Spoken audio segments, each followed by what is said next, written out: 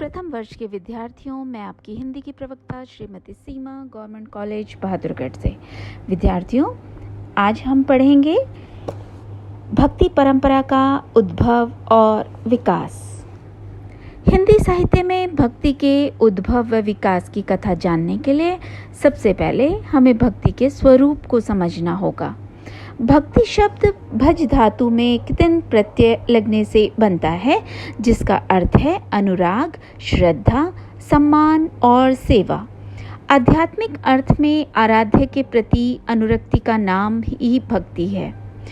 भगवत गीता में भगवान के प्रति मन और बुद्धि को अर्पित करने वाले व्यक्ति को ही भक्त कहा गया है।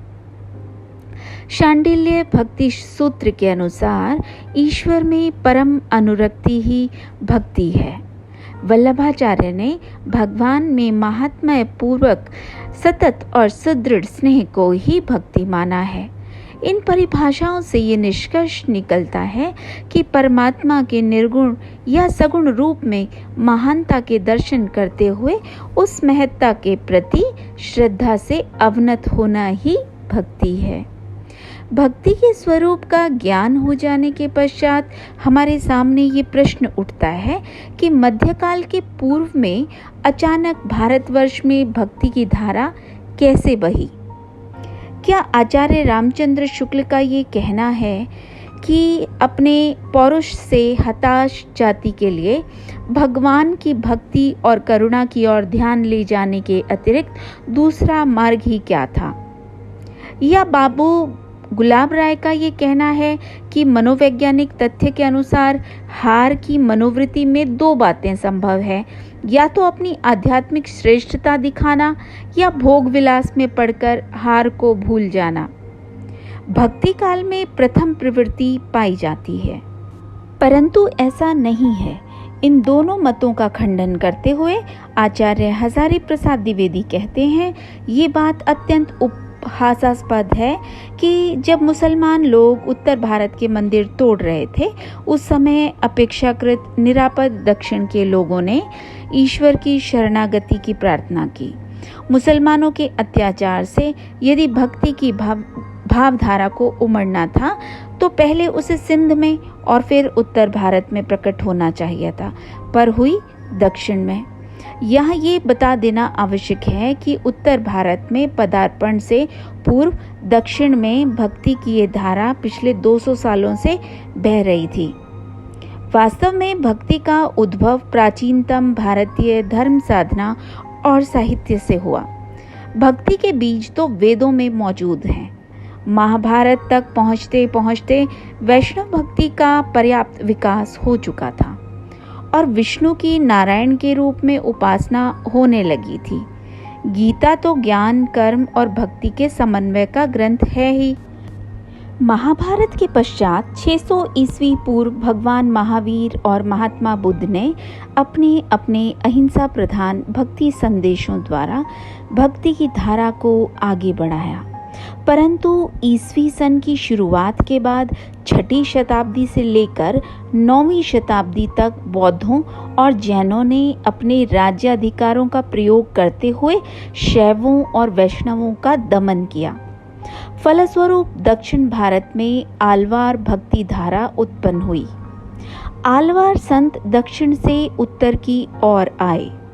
ये संत तमिल भाषी थे। आलवार का तात्पर्य है रमा हुआ या डूबा हुआ। भक्ति काल को प्रभावित करने में आलवारों की भूमिका महत्वपूर्ण है। विशेष रूप से 12 आलवार संत जो समाज की सभी जातियों से थे। उन्होंने कृष्ण और राम की भक्ति के भजनों को गहरी अनुभूति से रचा। इन आलवारों ने 300 भजनों का संग्रह किया, जिनके बारे में कहा जाता है कि ये ऋग्वेद का सार हैं। आलवार संत प्रचार और प्रसिद्धि से बहुत दूर भागते थे, अतः उन्होंने अपनी प्रसिद्धि बढ़ते देख अपनी रचनाओं को कावेरी में बहा दिया। उनके पदों की 2 पुस्तकें कावेरी के किनारे आ लगीं और वहीं से भक्ति की धारा बही। आलावरों के भजनों की विशेषता कृष्ण का बाल रूप वर्णन है। जो सूरदास को प्रभावित करता है। इनके भजनों में भक्ति भाव की प्रधानता है। आइए जानते हैं भक्ति के विकास में दार्शनिक आचार्यों का क्या योगदान था। 8वीं शताब्दी और उसके पश्चात एक के बाद एक दार्शनिक आचार्यों की परंपरा ने भी भक्ति के विकास में अपना योगदान दिया।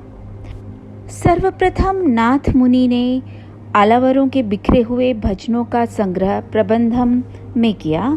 उनके बाद यामन मुनि ने गीतार्थ संग्रह में भागवत के सिद्धांतों का विवेचन किया। 10वीं शताब्दी में रामानुजाचार्य ने अपना दार्शनिक मत विशिष्टाद्वैतवाद नाम से प्रस्तुत किया। इसमें 8वीं शताब्दी में शंकराचार्य द्वारा प्रतिपादित अद्वैतवाद का खंडन देखने को मिलता है।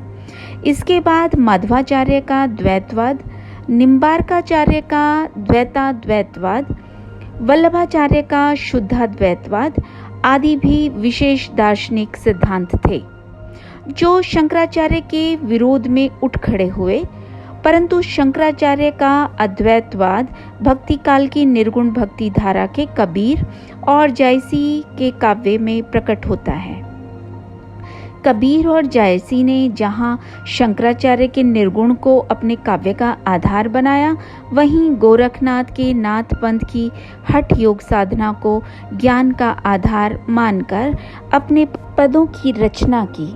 आइए जानते हैं भक्ति के विकास में आचार्यों का क्या योगदान रहा। सबसे पहले जानते हैं दक्षिण के आचार्य। दक्षिणी भारत में शंकराचार्य के अद्वैतवाद को आधार बनाया गया और समय गुजरने के साथ साथ कई मतों की स्थापना हुई जो इस प्रकार है।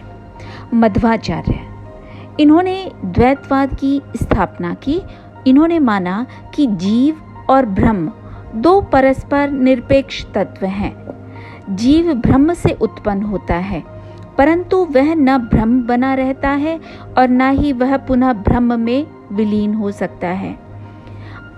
मध्वाचार्य की मान्यता के अनुसार विष्णु ही परम ब्रह्म है, श्री कृष्ण उसका पूर्ण अवतार है। इस संप्रदाय वालों ने श्री राधा को कोई मान्यता नहीं दी। इनके अनुसार मोक्ष की प्राप्ति भक्ति द्वारा ही होती है। आइए जानते हैं रामानुजाचार्य के बारे में। रामानुजाचार्य ने शंकर के मायावाद को अस्वीकार करते हुए विशिष्ट अद्वैतवाद की स्थापना की। इन्होंने शास्त्रीय पद्धति से सगुण भक्ति का प्रतिपादन किया। इन्होंने जीव और जगत दोनों को स्वतंत्र मानते हुए ईश्वर के अधीन स्वीकार किया। ये संपूर्ण जगत ईश्वर का रूप है और ईश्वर संपूर्ण विश्व में बसा हुआ है। ईश्वर के साथ जीव और जगत विशिष्ट अद्वैतवाद का संबंध रखते हैं।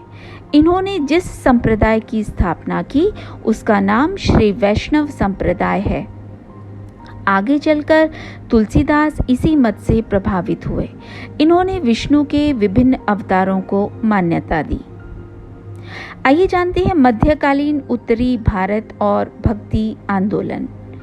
स्वामी रामानंद भक्ति को उत्तरी भारत में लाए। इसलिए कहा जाता है कि भक्ति द्राविड़ में उपजी लाए रामानंद। इनके उदार दृष्टिकोण के फलस्वरूप छोटी जाति के लोग धड़ाधड़ आकर्षित होने लगे। इनकी शिष्य परंपरा में कबीरदास, पीपा साहिब, सेन साहिब और धन्ना जाट हुए। इस आंदोलन में कबीरदास और तुलसीदास का विशेष योगदान है। इन्होंने राम और सीता को मर्यादित एवं ब्रह्म और शक्ति रूप दिया है। आइए जानते हैं भक्ति आंदोलन और कृष्ण भक्त। आचार्य वल्लभ ने भी उत्तरी भारत में भक्ति के आंदोलन को आगे बढ़ाया। इस धारा में सूरदास, नंददास, मीराबाई, रसखान, हित हरिवंश के नाम प्रसिद्ध हैं। इस प्रकार भक्ति आंदोलन जो थोड़ी देर के लिए दब सा गया था, पुनः उभर कर सामने आया और भारत को भक्ति की लहर में डुबो दिया, जिसका रंग शताब्दियों तक दिखाई देता रहा। डॉक्टर रामस्वरूप भटनागर ने इसे पौराणिक धर्म के पुनरुत्थान का आंदोलन माना है। मुंशी राम शर्मा ने भक्ति के तत्वों को वैदिक मंत्रों में सुरक्षित माना है। आइए जानते हैं आचार्य निम्बार्क के बारे में। उन्होंने निम्बार्क संप्रदाय की स्थापना की। ये संप्रदाय द्वैतवादी है। इन्होंने ब्रह्म, जीव और जगत के मूल रूप से अद्वैतवाद मानी, किंतु प्रकाश रूप में द्वैतता का समर्थन किया।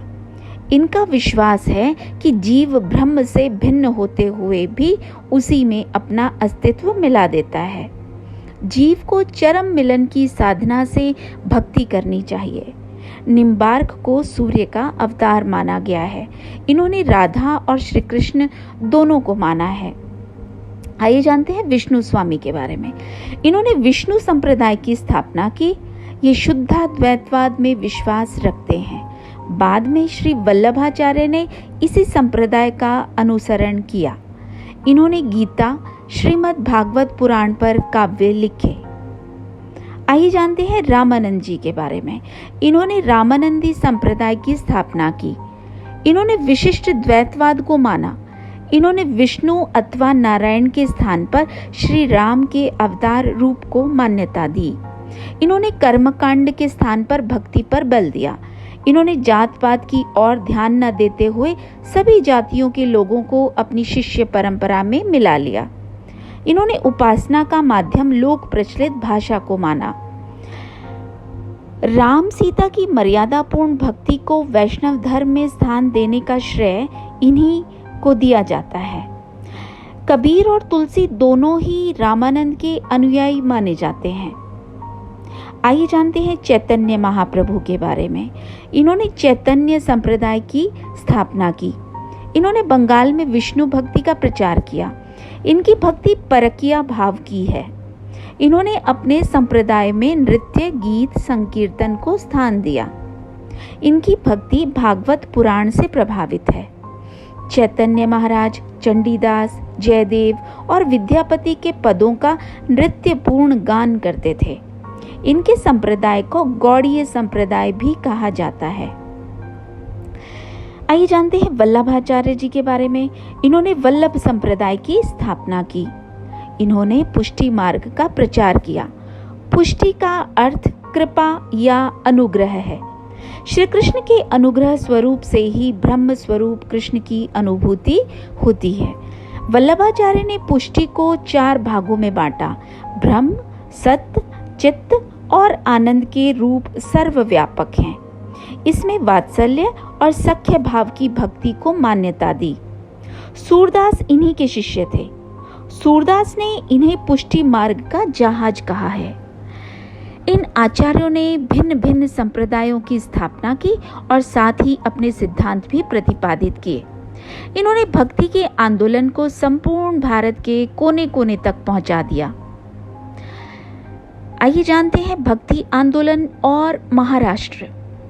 ज्ञानेश्वर या ज्ञानदेव महाराष्ट्र में भक्ति आंदोलन के समर्थ प्रचारक माने जाते हैं।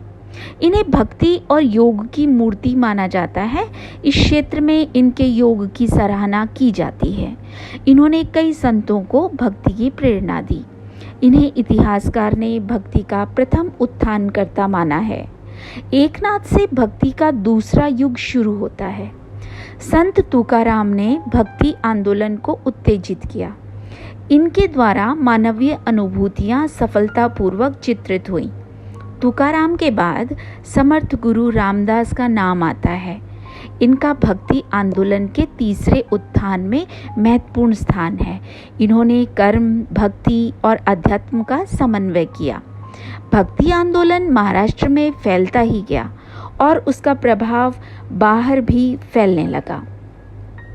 इन सभी विवेचनों से स्पष्ट है कि भक्ति का उदय राजनीतिक पराजय का परिणाम तो नहीं, परंतु अप्रत्यक्ष रूप से इसमें उसका थोड़ा बहुत हाथ अवश्य है, क्योंकि कोई भी आंदोलन सामाजिक परिस्थितियों से निरपेक्ष नहीं होता, परंतु उसके उदय का वास्तविक श्रेय बौद्धों और जैनियों के दमन स्वरूप आलावर संतों, विभिन्न दार्शनिकों एवं दक्षिण भारतीय द्रविड़ परिवार को ही है।